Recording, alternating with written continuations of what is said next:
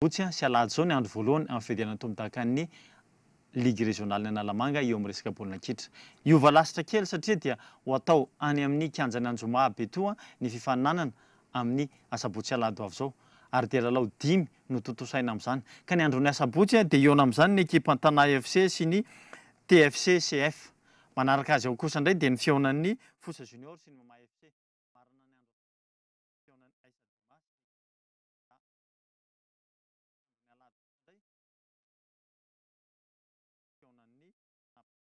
Analamanga sy ny Romarena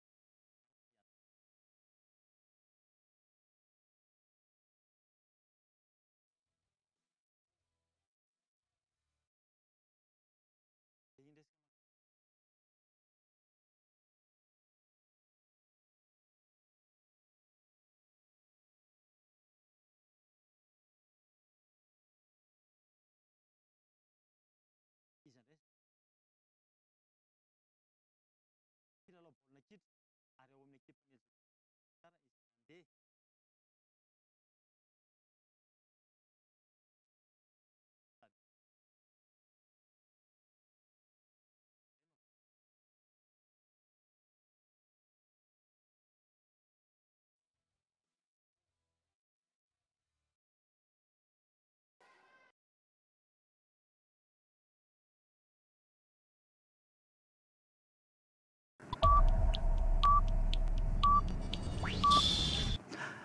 lasa aloha matimaty foana le finale lahy dia lasa very.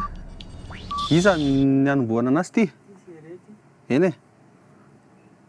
Tero atao ny anomboka e, tsy jery ny aritsony afa voafaintany ty foana.